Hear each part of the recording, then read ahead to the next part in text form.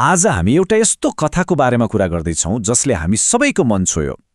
यो केवल एउटी 13 वर्षीय बालिकाको दुःखद अन्त्यको कथा मात्र होइन, यो त्यो क्रूर अपराधको कथा हो जसले सिङ्गो देशलाई नै हल्लाइदियो। एउटा यस्तो घटना जसले हाम्रो न्याय प्रणालीको सबैभन्दा अँध्यारो र कमजोर पक्षलाई छर्लङ्गै पारिदियो। तर प्रश्न यो उठ्छ कि कसरी एउटी सामान्य किशोरीको हत्याले पुरै देशलाई यसरी आन्दोलित बनाउन सक्यो?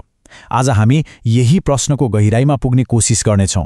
कसरी न्यायको खोजी एउटा राष्ट्रिय आन्दोलनमा बदलियो, आउनुहोस् सँगै निहालौँ। ल, अब कथाको सुरुवात गरौँ। त्यो दिनबाट जब सबै कुरा एकदमै सामान्य थियो, एउटा भयानक त्रासदी घट्नुभन्दा ठीक अगाडि। हाम्रो कथाको पात्र हुन् निर्मला पन्त, कञ्चनपुरको भीमदत्त नगरपालिकामा बस्ने केवल 13 वर्षकी। उनी एकदमै शान्त स्वभावकी थिइन्, पढाइमा तेज अनि आफ्नो परिवारप्रति जिम्मेवार। एउटा साधारण परिवारकी एउटी साधारण छोरी। अब कुरा गरौँ 2075 साल साउन 10 गतेको। त्यो दिउँसो निर्मला साथीको घर जान्छु भनेर निस्किन्, तर कसलाई के थाहा त्यो नै उनको घरबाट अन्तिम पाइला हुनेछ भनेर। जब साँझ पर्यो र उनी घर फर्किनन्, परिवारको मनमा चिसो पस्यो। रातभर खोज्दा पनि उनी भेटिएनन्। अनि भोलिपल्ट बिहान एउटा यस्तो खबर आयो जुन कुनै पनि आमाबाउले सुन्न नपरोस्। निर्मलाको शव उनको घरबाट मात्रै केही परको उखुबारीमा फेला पर्यो। उनको शरीरको अवस्थाले नै अपराध कति क्रूर थियो भन्ने देखाइरहेको थियो।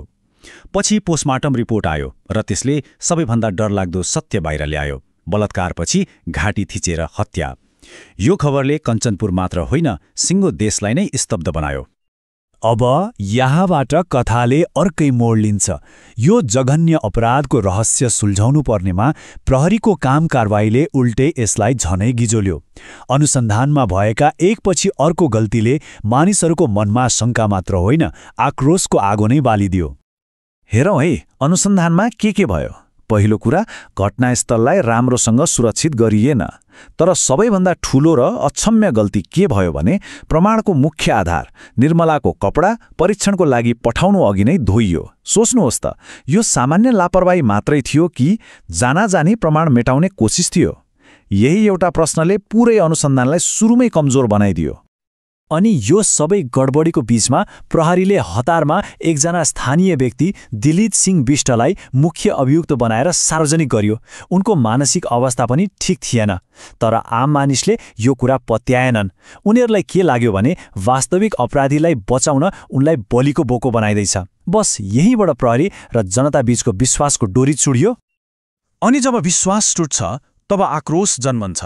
प्रहरीको यो रवैया देखेर मानिसहरूको धैर्यको बाँध टुट्यो र एउटै नारा देशैभरि गुन्जिन थाल्यो, निर्मलालाई न्याय दे। यो नारा कञ्चनपुरको सानो सडकबाट सुरु भएर राजधानी काठमाडौँसम्म फैलियो।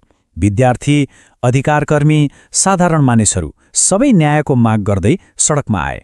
तर दुःखको कुरा, कञ्चनपुरमा भएको प्रदर्शन यति उग्र बन्यो कि प्रहरीसँगको झडपमा एकजना प्रदर्शनकारीको ज्यान समेत गयो। अब निर्मलाको न्यायको लडाईँमा अर्को एउटा दुःखद अध्याय थप्यो। यति ठूलो जनदबावपछि सरकारले केही कदमहरू त चाल्यो, तर प्रश्न यो हो कि के ती कदमहरूले साँच्चै न्यायको ढोका खोल्न सक्यो त? आउनुहोस् हेरौँ। अब सरकारले के गर्यो त? आन्दोलनलाई शान्त पार्न केही ठूला प्रहरी अधिकारीहरूलाई निलम्बन गरियो, एउटापछि अर्को छानबिन समिति बनाइयो, अनि दर्जनौं शङ्कास्पद व्यक्तिहरूको DNA परीक्षण पनि गरियो। बाहिरबाट हेर्दा त अनुसन्धानले निकै गति लिएको जस्तो देखिन्थ्यो, होइन त? तर यी सबैको नतिजा के भयो? शून्य। हो, ठ्याक्कै शून्य। यति धेरै समितिहरू, यति धेरै अनुसन्धान, यति धेरै DNA परीक्षण, तर हात लाग्यो शून्य। आजसम्म पनि एकजना वास्तविक अपराधीको पहिचान हुन सकेको छैन। अनि यही नै यो कथाको सबैभन्दा तितो र दुःखद सत्य हो। आज यति वर्ष बितिसक्दा पनि यो केस आधिकारिक रूपमा अनसल्भड छ, नसुल्झिएको। निर्मलाको परिवारको लागि त समय त्यहीँ रोकिएको छ। उनीहरूको लागि न्यायको पर्खाइ एउटा कहिल्यै अन्त्य नहुने पीडा बनेको छ। त्यसैले अब यो कथा निर्मला पन्तको हत्याको मात्र रहेन, यो एउटा प्रतीक बनेको छ। एउटा यस्तो प्रतीक जसले हाम्रो समाज र हाम्रो प्रणालीको बारेमा धेरै गहिरो र असहज प्रश्नहरू खडा गर्छ। आज निर्मला पन्त भन्ने नामले एउटा व्यक्तिलाई मात्र बुझाउँदैन, यो नाम हाम्रो देशको कमजोर न्याय प्रणालीको प्रतीक बनेको छ, राज्यको लापरवाहीको प्रतीक बनेको छ अनि शक्तिहीन र आवाजविहीनहरूले भोग्नु परेको अन्यायको जीवन्त प्रतीक बनेको छ। एउटी निर्दोष बालिकाको नाम अन्याय विरुद्धको सबैभन्दा शक्तिशाली आवाज बन्न पुग्यो। त्यसो भए फेरि त्यही प्रश्नमा फर्कौं। आखिर एउटी बालिकाको हत्याले पुरै राष्ट्रलाई किन यति धेरै हल्लायो त? पहिलो, किनभने यसले हाम्रो न्याय प्रणाली कति खोक्रो रहेछ भन्ने कुरा उदाङ्गो पारिदियो। दोस्रो, यसले देखायो कि पहुँच र शक्ति नभएका गरिब परिवारका लागि न्याय पाउनु कति गाह्रो छ। तर सबैभन्दा महत्त्वपूर्ण कुरा, यो घटनाले अन्याय विरुद्ध सारा देशलाई एक बनायो र परिवर्तनको लागि आवाज उठाउन सिकायो।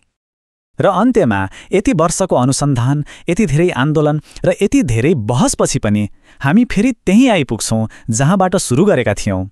एउटा प्रश्न जुन आज पनि अनुत्तरित छ, एउटा प्रश्न जसले निर्मलाको परिवारलाई मात्र होइन, हामी सबैको सिङ्गो राष्ट्रको विवेकलाई हरेक दिन घोचिरहेको छ। आखिर निर्मला पन्तको हत्यारा को हो?